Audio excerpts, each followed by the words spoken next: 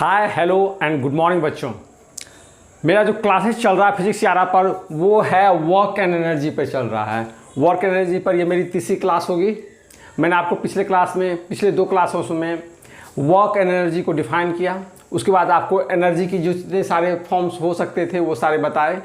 उसके बाद एक टर्म पर आया, वो टर्म था आपका work done on a particle due to acting some external forces displacing that body from one point to another point. यानी किसी वस्तु, किसी पिंड, किसी बॉडी पर अगर कोई फोर्स लग रहा है, एक्सटर्नल फोर्स, तो उस फोर्स के लगने के कारण जितनी डिस्प्लेसमेंट वो ट्रैवल करता है उसका एक फॉर्मूला मैंने लिखा था। और वो फॉर्मूला क्या था आपके लिए?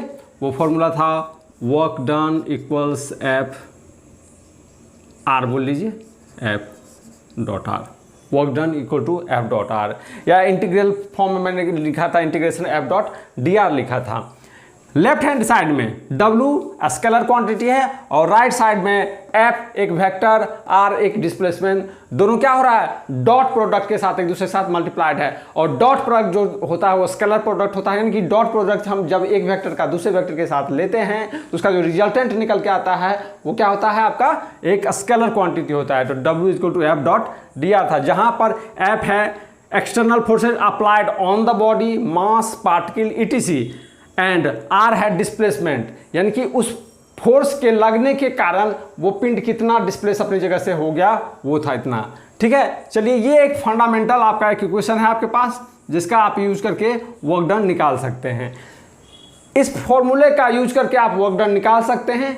ये तो हुई थ्योरेटिकल बात, लेकिन प्रॉब्लम कैसे कैसे आपके सामने आएंगे और आपको किस तरह से डील करना है वो मैं 0 पॉइंट लेवल से, डेटम पॉइंट से लेकर के आपको आगे तक ले चलूँगा और बहुत ऊपर तक ले चलूँगा। 9, 10, 11 IIT की तैयारी तक की जो फिजिक्स के सवाल होते हैं मैं डायरेक्ट वहाँ से पिकअप करूँगा और बोर्ड पे रखूँगा, चाहे 11th के हो, 12th के हो, उससे भी नीचे 9th और 10th के बच्चे जो इनिशियल लेवल्स के फिजिक्स का स्टूडेंट है वो कैसे समझेंगे, वो उस पर भी मेरा कंसंट्रेशन रहेगा। चलिए इसको क्लियर करने के लिए इस पार्ट को आप भूल जाइए, आपके सामने कुछ भी नहीं है। ये पार्ट पर आपको अभी ध्यान देने की जरूरत नहीं है। आइए इस पार्ट पे। इस पार्ट पर मैंने आपके सामने एक सवाल रखा है। वो सवाल है अब फोर्स F इक्वल्स ब्रैकेट के अंदर है 2I cap minus 3J cap Newton. Force का जो SI यूनिट होता है वो न्यूटन लगा हुआ है। यानी लेफ्ट हैंड साइड में फोर्स है और राइट हैंड साइड में भी फोर्स है, वो भी वेक्टर फॉर्म में 2I cap minus 3J cap, और जो इसका यूनिट है वो न्यूटन लगा हुआ है। Is applied on a particle which displaced it by vector S equal to 4I cap plus 5J cap metre. Left hand side में vector S, right hand side में यूनिट हो गया डिस्प्लेसमेंट का मीटर, और inside जो है वो क्या है गया 4I cap plus 5J cap. ये क्या है आपका प्रोजेक्शन फॉर्म में डिस्प्लेसमेंट लिखा हुआ है।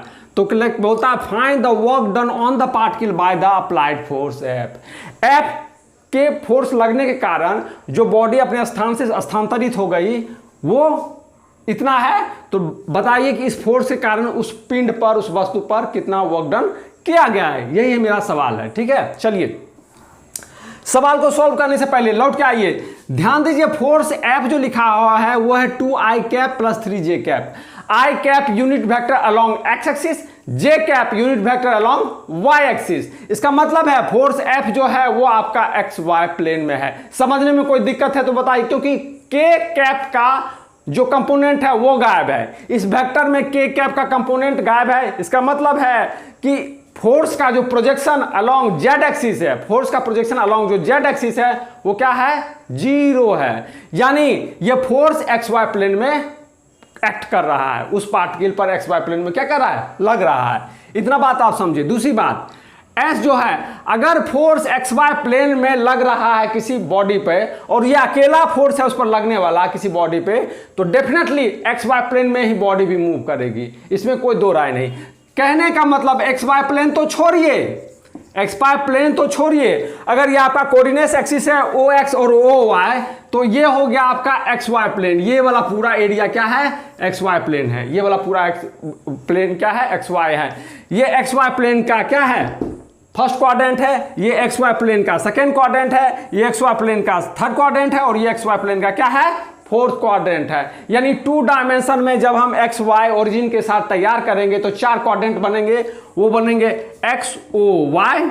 अगर इधर आप एक्स प्राइम लेते हैं तो एक्स प्राइम ओ वाई, इधर अगर वाई प्राइम लेते हैं तो क्या बनेगा एक्स प्राइम वो ओ वाई प्राइम, और ये वाला फोर्थ क्वाड्रेंट लगेंगे तो क्या बनेगा एक्स ओ वाई प्राइम। यानी कि 2 डायमेंशन में एक्स वाई एक्सिस जब खींचेंगे तब आपको 4 क्वाड्रेंट बनेंगे। ठीक है, first second third fourth. First में क्या होता है एक्स और वाई दोनों पॉजिटिव, ऑल पॉजिटिव, दोनों पॉजिटिव। सेकेंड में क्या होता है X negative Y positive. Third में क्या होता है बोथ नेगेटिव, और फोर्थ में क्या हो जाता है पॉजिटिव एक्स और नेगेटिव वाई, पॉजिटिव एक्स और नेगेटिव वाई। ये तो रहे आपको ये समझाने की बात कि लगने वाला फोर्स एक्स वाई प्लेन में है और जो बॉडी डिस्प्लेस्ड हुई है वो भी एक्स वाई प्लेन में है। चलिए आगे बढ़ते हैं सवाल बनाने की तरफ। मैं सारे चीज़ों को इसलिए क्लियर कर रहा हूँ ताकि आपको कहीं भी समझने में किसी तरह की कोई दिक्कत ना हो। मैं आशा करता हूं कि कोऑर्डिनेट ज्योमेट्री के फंडामेंटल से आप भली भांति परिचित होंगे। यानी एक्स वाई में किसी पॉइंट्स का जो कोऑर्डिनेट लिखते हैं 2,5, 5-4 कोमा करके जो लिखते हैं वो आप समझ पाते हैं कि वो क्या है, ये आप समझ पाते हैं, इतना मैं समझता हूं। अगर इसमें भी दिक्कत है तो मैं मैथमेटिक्स के कोऑर्डिनेट क्लासेस लेकर आऊंगा और इन सारे डॉट्स को भी मैं आपके सामने क्लियर करके दिखाऊंगा। चलिए, तो लगने वाला फोर्स भी एक्स वाई प्लेन में और बॉडी जो डिस्प्लेस हुई है वो भी एक्स वाई प्लेन में, क्योंकि एस बराबर क्या है 4i cap plus 5j cap, 4x plus 5j cap. अब देखते हैं सॉल्व करने के लिए क्या करें, पहले समझिए पिक्टोरियली। पहले अगर आप समझ जाते हैं चीज़ों को, पिक्टोरियल डायग्राम में अगर आप चीज़ों को समझ जाते हैं तब आपको मैथमेटिकल फॉर्म समझने में ज़्यादा परेशानी नहीं होगी, मैथमेटिकल फॉर्म बनाने में ज़्यादा परेशानी नहीं होगी। कारण क्या है कि व्यू जो होता है वो क्या कहता है सबसे स्ट्रॉन्गेस्ट इंपैक्ट डालता है आपके माइंड के ऊपर। जो व्यू होते हैं जो देखते हैं वो अगर आप एक बार देख लें तो सबसे ज़्यादा इफेक्ट आपके दिमाग पर वो लॉन्ग टर्म पर रहेगा, कभी आप उसे भूलेंगे नहीं। चलिए, ये है आपका कोऑर्डिनेट, क्योंकि मेरा फोर्स और डिस्प्लेसमेंट दोनों क्या है एक्स वाई प्लेन में है, तो हम मानते हैं कि ये मेरा एक्स वाई प्लेन का काम करने का एरिया है। उसमें भी हम फर्स्ट क्वाड्रेंट लेते हैं। जो चीज़ें फर्स्ट क्वाड्रेंट में अप्लाइड होंगी, सही होंगी, वो सेकेंड में भी होंगी, थर्ड में भी होंगी और फोर्थ में होंगी। इसलिए कोऑर्डिनेट का जो वो आपका पार्ट है उस पर ये इसका सॉल्यूशन डिपेंड नहीं करता है। चलिए, फोर्स इतना लगा और बॉडी डिस्प्लेस में हो गया इतना, तो मान के चलते हैं, मान लीजिए एक ये बॉडी शुरू में यहां पर था, एक बॉडी शुरू में यहां पर था, इस बॉडी पर फोर्स लगना शुरू हुआ। शुरू में बॉडी यहीं पर थी, इस बॉडी पर फोर्स ये लगना शुरू हुआ, लगा जैसे ही तो क्या हुआ ये बॉडी डिस्प्लेस्ड हो गई, यहां से यहां चली गई, बी पे चली गई, यहां से यहां चली गई, बी पे चली गई। मेरी बात समझे, इस पर फोर्स लगा पॉइंट इनिशियल में, यानी t = 0 पर। यहां से हम बात करना शुरू करते हैं, उस समय बॉडी कहां पर थी ए पर थी, फोर्स लगा, इतने अमाउंट का फोर्स लगा, अब बॉडी कहां चली गई बी पे चली गई, यानी ऐसे गई है बॉडी, ऐसे गई है बॉडी, गई बॉडी। और यही जो बॉडी यहां से यहां तक गई है उसका जो डिस्प्लेसमेंट हुआ यही तो एस है, यही बॉडी क्या है एस है। इनिशियल में यहां थी, फाइनल यहां चली गई। ठीक है, अब देखिए ये जो फोर्स है, फोर्स पर आप ध्यान दीजिए, ये एक्स वाई प्लेन में तो फोर्स है, लेकिन इस फोर्स के साथ एक और खासियत है कि इसका मैग्नीट्यूड है वो कांस्टेंट है। इस फोर्स का क्या है मैग्नीट्यूड कांस्टेंट है। अगर मैं कहूं कि इसका मैग्नीट्यूड कितना है तो आप जानते हैं क्या लिखते हैं, मैग्नीट्यूड बराबर क्या है एक्स कंपोनेंट का square plus Y component. X component इसमें 2 है, इसका स्क्वायर प्लस का साइन, वाई कंपोनेंट -3 है, इसका स्क्वायर। कितना हो जाएगा 2 दूना 4, 3 तिया 9, 13, इतना न्यूटन है इसका। इस पर लगने वाला फोर्स कितना है √13 न्यूटन है। मैंने आपको मैग्नीट्यूड दिखाई, इसका मतलब इस फोर्स का जो मैग्नीट्यूड है वो क्या है कांस्टेंट है, मैग्नीट्यूड नहीं बदल रहा है, मैग्नीट्यूड नहीं बदल रहा है। एक चीज और चेक कर लें, वेक्टर में मैंने कहा कि कोई vector as a vector constant है, इसका मतलब क्या है, इसका मतलब यह है कि उसका मैग्नीट्यूड, उसका डायरेक्शन दोनों इंटैक्ट होना चाहिए, दोनों कांस्टेंट होना चाहिए। ना मैग्नीट्यूड बदले ना डायरेक्शन बदले तो समझ जाइए मेरा जो वो वेक्टर है वो वेक्टर कांस्टेंट है, वो वेक्टर कांस्टेंट है। तो आपने मैग्नीट्यूड निकाल ली, आपने मैग्नीट्यूड निकाल ली। अब बच गई डायरेक्शन की बात। मान लीजिए ये जो वेक्टर है एक्स वाई प्लेन में एक्स के साथ अल्फा एंगल बनाता होगा, तो आप जानते हैं कैसे लिखते हैं tan α बराबर क्या लिखते हैं y component of the vector बटा x component of the vector. क्या लिखते हैं? y component of the vector बटा x component of the vector. इसका मतलब है एफ वाई बटा एफ एक्स, ऐसा लिखते हैं, एफ वाई बटा F, Y component of F बटा एक्स कंपोनेंट ऑफ एफ बराबर क्या हो जाएगा बोलिए? वाई कंपोनेंट ऑफ एफ क्या है? -3 है, ये -3 है, बटा क्या है? x 2 है, यानी कि tan अल्फा भी कांस्टेंट, tan अल्फा भी क्या आ रहा है? इतना आ रहा है, इसका मतलब कांस्टेंट है, यानी वेक्टर का मैग्नीट्यूड भी कांस्टेंट, वेक्टर का डायरेक्शन भी कांस्टेंट। इसका मतलब vector f as a whole constant, vector f as a whole constant. मैंने इतना आपको बताया ये समझाने के लिए, यहां पर इसे मैं क्लियर कर देता हूं। अब आते हैं, आप ये समझ गए कि t=0 पर इस बॉडी पर फोर्स यहां लगा और उसको इस फोर्स के कारण उसको कहां लेके चला गया? b पे लेके चला गया। मान लीजिए t=t पर, जहां पर हम एंड कर रहे हैं अपने सफर, यहां पर अपना सफर हम क्या कर रहे हैं? एंड कर रहे हैं, यानी बॉडी s डिस्प्लेस हो गई। अब देखिए, क्योंकि फोर्स f कांस्टेंट है तो मैग्नीट्यूड भी कांस्टेंट और डायरेक्शन भी कांस्टेंट। मैग्नीट्यूड के कांस्टेंटनेस को दिखाने के लिए हम क्या करते हैं? एरो का जो लेंथ है उसको दिखाते हैं मैग्नीट्यूड से, और डायरेक्शन तो कांस्टेंट है। मान लीजिए बॉडी पर यहां पर फोर्स ऐसे लग रहा था, जब यहां पर ये बॉडी गया चला तो फिर ऐसे ही फोर्स लग रहा है, जब यहां पर चला गया बॉडी तो ऐसे ही फोर्स लग रहा है, ऐसे ही लग रहा है, ऐसे ही लग रहा है, ऐसे ही लग रहा है, ऐसे ही लग रहा है। यही है एफ आपका, ये क्या है? एफ, यानी कि मैग्नीट्यूड प्लस डायरेक्शन दोनों कांस्टेंट है। मान लीजिए उसका मैग्नीट्यूड इतना है, मान लीजिए उसका मैग्नीट्यूड इतना है और डायरेक्शन ये है, डायरेक्शन ये है, तो ये क्या रहेगा? हमेशा पैरेलल, ये हमेशा पैरेलल रहेगा। Length of the this span denotes the magnitude of the vector F and angle with x axis, यानी ये जो पैरेललिज्म है जो इसी से बढ़ते जा रहा है, जब बॉडी यहां पर रहा तो इधर गया फोर्स, इधर गया फोर्स, लेकिन है सारा क्या है? पैरेलल है। तो फोर्स आपको पता चल गया कि क्या कॉन्सेप्ट है। इतना बताने की कोई जरूरत नहीं थी, मैं सीधा सवाल बता देता, लेकिन सवाल की गहराई, वेक्टर की गहराई, फिजिक्स की गहराई समझने के लिए आप जड़ तक जाइएगा, आप पिक्टोरली सब कुछ क्लियर कर लीजिएगा तो सवाल आपके लिए आसान हो जाएगी। चलिए, ये समझ गए आप। तो work done by force F, work done by force F कितना हो जाएगा? इसके लिखने का मतलब है work, W stand for work done और F stand for by force F, by force F. तो ये क्या हो जाएगा? F डॉट क्या R या S जो बोल लीजिए, F dot S, F dot S ये हो जाएगा। तो F की जगह पर रखिए, कितना है F? 2i cap -3j cap. ये किसमें था? न्यूटन में। डॉट S किसमें है? मीटर में। कितना है? 4i cap plus 5j cap, ये मीटर में। इसको अगर तोड़िएगा तो कितना आएगा? मैं थोड़ा यहां करके लिखता हूं ताकि नीचे में आपको दिखाई ना दे। तो ये डॉट कीजिएगा, 2i cap dot 4i cap, 2i dot 4i cap कितना होगा? 2 दूना 4, 4 दूना 8, सॉरी 2 × 4 यानी 8 हो जाएगा। अंडर में कितना? i dot i dot. तो इसका काम इससे हो गया। अब आइए इसका काम फिर इससे कर लेते हैं। तो 5 दूना 10, 10 कर लें 10, किसके अलावा? बाल i cap dot j cap. ठीक है, आगे बढ़िए। -3j कैप का 4i कैप के साथ ब्रैकेट हम हटा रहे हैं इसलिए, तो कितना होगा? -12। क्या करेंगे? -12 किसके साथ? j और i का कैप, यानी j cap dot i cap, j cap dot i cap. अब लाइए लास्ट टर्म 3 और 5 के साथ, -15 किस किस के साथ? j डॉट j के साथ, j डॉट j के साथ, j डॉट j के साथ। इतना ठीक है, नीचे वाला मैं मिटा देता हूं।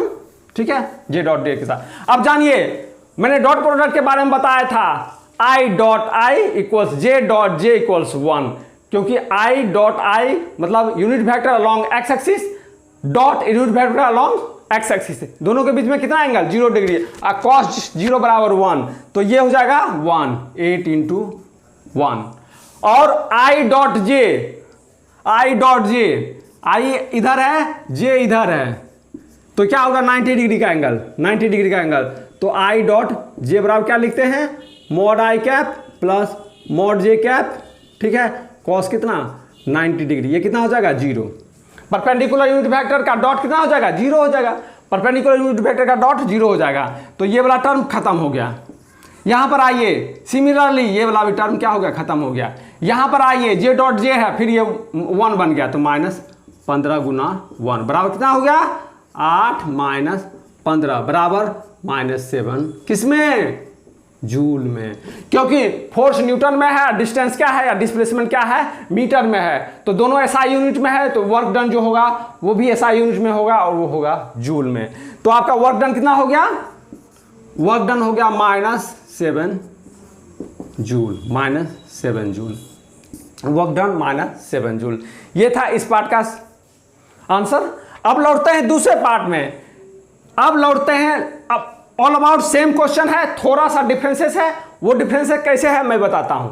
लौट के आइए इस क्वेश्चन पे, वो सारा सॉल्व हो गया, अब इस पे लौट के आइए। सवाल है फोर्सेज F1 इक्वल्स ब्रैकेट के अंदर है -i cap plus 2j cap minus 3k cap, ये वेक्टर है F1 equal to -i cap plus 2j cap minus 3k cap newton, and F2 बराबर 2i cap minus 4j cap plus 3k cap newton, दोनों newton में है। चलिए, act on a body and causes it to displace from point A का coordinate दिया हुआ है 3 1 2 two point B का भी कोऑर्डिनेट है -4 -2 3।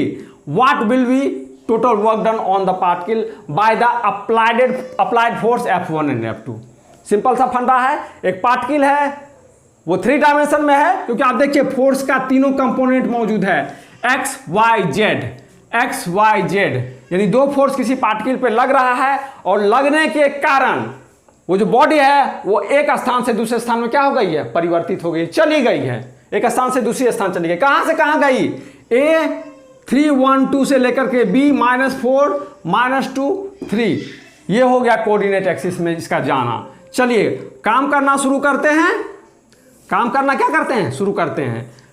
काम अगर शुरू करें तो कैसे करें, क्योंकि ये 3 डायमेंशन में है, 3 डायमेंशन में है, तो समझिए है स्थिति कैसी, एक्स एक्सिस ऐसे, वाई एक्सिस ऐसे, तो जेड एक्सिस कैसे, perpendicular to the plane, perpendicular to the plane, यानी एक्स एक्सिस का ये है, वाई एक्सिस ये है, तो जेड एक्सिस आपकी तरफ, एक्स एक्सिस ये, वाई एक्सिस ये, तो जेड एक्सिस आपकी तरफ। तो ये इन तीनों से जो बना, ये क्वाड्रेंट जो बना, ये वाला 3 डायमेंशन का ये स्पेस, ये हो गया इसका फर्स्ट क्वाड्रेंट। इस फर्स्ट क्वाड्रेंट में सभी पॉजिटिव, एक्स भी पॉजिटिव, वाई भी पॉजिटिव और जेड भी पॉजिटिव, यानी यहाँ पर कहीं पर भी पार्टिकल रहेगा, यहाँ पर कहीं पर भी पार्टिकल, यानी इसमें अगर पार्टिकल है यहाँ पर तो जेड कंपोनेंट 0, ठीक है। ये वाला प्लेन देख लीजिए, इसके साथ जो ये बना रहा है, इसमें अगर यहाँ पर कोई पॉइंट रहे, इस प्लेन में रहे, तो उसका वाई कंपोनेंट 0, और अगर इसमें रहे, ये देखिए इस तरह से, इस पर ये अगर पॉइंट सटा हुआ रहे तो एक्स कंपोनेंट 0। फिलहाल ऐसा स्थिति नहीं है, तीनों का अपना अपना कंपोनेंट है, तीनों का अपना अपना कंपोनेंट है। तो स्थिति ये है कि पॉइंट ए अगर ये है, पॉइंट ये है, और पॉइंट बी मान लीजिए ये है, पॉइंट बी ये है, तो इसका कोऑर्डिनेट कितना दिया आपको 3 1 2, 3 1 2, और इसका कोऑर्डिनेट कितना दिया आपको -4 -2 3, ये दोनों कंपोनेंट दे दिया है। यानी इन दोनों फोर्स के लगने के कारण बॉडी यहाँ से यहाँ चली गई, इन दोनों लगने के कारण बॉडी यहाँ से यहाँ चली गई, यानी कि डिस्प्लेसमेंट यहाँ से यहाँ हुआ, डिस्प्लेसमेंट इसका यहाँ से यहाँ हुआ, राइट, डिस्प्लेसमेंट यहाँ से यहाँ हुआ। आपको ये कोऑर्डिनेट दे दिया है, इस पॉइंट का कोऑर्डिनेट दे दिया, लेकिन ये जो डिस्प्लेसमेंट हुआ है ये वेक्टर आपको निकालना है। ये जो डिस्प्लेसमेंट हुआ है पार्टिकल का, ये वेक्टर आपको क्या है, निकालना है। सपोज दैट ये वेक्टर है RAB, ये है RAB। R stands for displacement of the particle from there here to there, and A stands for initial point of the vector, B stands for final point of the vector. A stands for initial point of the vector, B stands for final point of the vector after applying the force F1, F2 on this particle. ये body कभी यहाँ है, कभी यहाँ है, कभी यहाँ है, कभी यहाँ है, कभी यहाँ है, कभी एंड सो ऑन, यहाँ से यहाँ तक चली गई, यहाँ से यहाँ तक चली गई। तो नेट फोर्स कितना लगा, ये बॉडी पर नेट फोर्स कितना लगा, फोर्स F, या एक बार हम लिखें नेट फोर्स, नेट फोर्स कितना लगा, माना कि वो है F, माना कि वो क्या है, F है, तो F बराबर क्या हो जाएगा, फोर्स का vector as a vector, F बराबर किसके, दो फोर्स है F1 plus F2, F1 plus F2, रखते जाइए वैल्यू। F1 की वैल्यू कितनी, -i cap plus 2j cap minus 3k cap. ये हो गया एक वेक्टर F1, प्लस का साइन डालिए, यहां मैं दूसरा F2 लिख रहा हूं, ये वाला क्या हो जाएगा 2i cap minus 4j cap plus 3k cap plus 3k cap.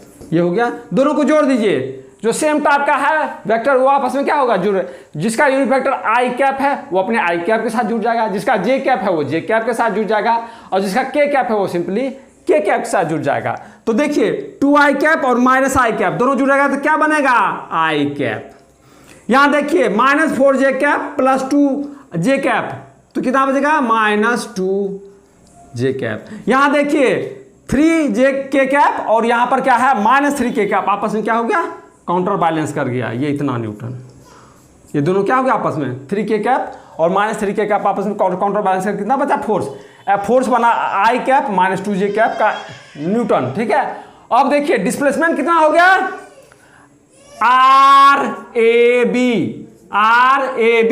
कितना बनेगा, देखिए ध्यान दीजिए इस फिगर को, आप ध्यान दीजिए, ये आपको चाहिए AB वेक्टर चाहिए, यानी RAB चाहिए, या इसको आप AB वेक्टर भी लिख सकते हैं, कोई फर्क नहीं पड़ता है, आप AB वेक्टर लिखिए या RAB लिखिए। ठीक है, इसको एक ट्रायंगल तैयार कीजिए, इसका एक ट्रायंगल तैयार कीजिए। ठीक है, अब देखिए अगर ये O है तो ये वेक्टर OA है, ये वेक्टर OA, अगर ये O है और ये B है तो ये वेक्टर OB, तो ये हो गया आपका वेक्टर OB, ये वेक्टर हो गया OA। ठीक है, तब देखिए इस ट्रायंगल रूल में, देखिए इस ट्रायंगल रूल में क्या है, इस ट्रायंगल रूल में ये है AB, ये बराबर किसके है, देखिए ये बराबर किसके, ये बराबर किसके OB minus OA, OB minus OA vector. देखिए ट्रायंगल से, वेक्टर वाला जो ट्रायंगल है उससे देखिए OB माइनस OA, क्योंकि OB equals OA plus AB, ये this vector equals this vector plus this vector, this vector equals this vector plus this vector, so this vector equals this vector minus this vector, तो AB बराबर OB minus OA। तो OB है कितना, OB मतलब ये vector का मतलब ये OB बराबर क्या लिखिएगा आप, देखिए ये देखिए minus 4i cap minus 2j cap plus 3k cap, ये हो गया आपका OB वेक्टर। और OA वेक्टर कैसे होगा, जगह की कमी है, मैं ऊपर लिख रहा हूं, क्या हो जाएगा 3i cap plus j cap plus 2k cap, इतना हो जाएगा, यानी OB वेक्टर निकल गया, OA वेक्टर निकल गया, तो AB वेक्टर बराबर क्या हो जाएगा minus 4i cap minus 2j cap plus 3k cap, इतना हो गया। इसमें माइनस किसका, ये वाला माइनस हो जाएगा, माइनस कितना हो जाएगा 3i cap plus j cap plus 2k cap, 2k cap. तो बस सिंपली माइनस कर लीजिए, सिंपली अगर हम माइनस कर दे तो क्या हो जाएगा, ये मैं ऊपर से मिटा करके यहीं पर लिख देता हूं, यहां जगह नीचे कमी है इसलिए मैं इसे मिटा करके यहां पर लिख रहा हूं। तो आपका AB वेक्टर कितना हो गया, या RAB, एक ही बात है, RAB बराबर क्या लिखेंगे, देखिए माइनस हो रहा है, माइनस 4i कैप और minus 3i cap, minus 4i cap minus 3i cap कितना हो जाएगा माइनस 7i कैप। आगे बढ़िए J में minus 2j cap minus j cap, यानी माइनस 3j कैप। आगे बढ़िए 3k कैप और माइनस 2k कैप, यानी k cap plus k cap plus k cap. तो आपका RAB निकल गया और यहां से आपका F निकल गया, RAB निकल गया, F निकल गया। तो क्या निकालना है, वर्क डन। अब निकालेंगे हम वर्क डन, वर्क डन किसके थ्रू, ये F के कारण वर्क डन, ये जो नेट फोर्स है F है, क्योंकि F आप निकाल चुके हैं दोनों को प्लस करके, तो F बराबर क्या हो जाएगा, वर्क डन बराबर F डॉट क्या लिखिएगा RAB, ये बराबर क्या हो जाएगा, F कितना आया i cap minus 2j cap का डॉट प्रोडक्ट किसके साथ, इसके साथ minus 7i cap minus 3j cap plus k cap, j cap plus k। एक ही बार अगर मैं लिखना चाहूँ तो क्या हो जाएगा, i dot i equals j dot j equals k dot k equals 1, यानी सेम यूनिट वेक्टर अगर डॉट हो रहा है तो वो 1 देगा और परपेंडिकुलर यूनिट वेक्टर अगर आपस में डॉट हो रहा है तो 0 दिया। इसी कॉन्सेप्ट पर मैं एक ही बार में लिख देता हूँ i डॉट 7 -7 आई, तो -7 यहाँ से निकला, और ये वाला जो है जे जैसे दे दिया तो +6 निकला, ये बराबर -1 जूल निकला आपका, -1 जूल निकला। तो ये था आपका 2 डायमेंशन में सिंगल फोर्स F डिस्प्ले जो डिस्प्लेस किया किसी बॉडी को S पर, और ये था 2 फोर्स लगा 3 डायमेंशन में और बॉडी को डिस्प्लेस किया पॉइंट A से लेकर के पॉइंट B तक ले गया। तो दोनों केस में हमने क्या किया, work done on a particle through applied forces F, and in this case applied forces F1 and F2, body displaces in this case S और in this case AB, vector AB। तो इस तरह से आपको W = F डॉट dr बोल लीजिए, W = F dot S बोल लीजिए। इसके कॉन्सेप्ट को समझाने के लिए मैंने 2 सवाल लिए जो कि प्रोजेक्शन फॉर्म में थे, I J K फॉर्म में थे, और आपको अल्टीमेटली रिजल्ट तक लेके गया। वीडियो में कुछ भी अच्छा लगे लाइक शेयर सब्सक्राइब कीजिए, आपके सहयोग की चैनल को अत्यधिक ज़रूरत है ताकि मैं आपके बीच में बना रह सकूं। बेल आइकन दबाइए और चैनल को सपोर्ट कीजिए। Thank you for watching the video.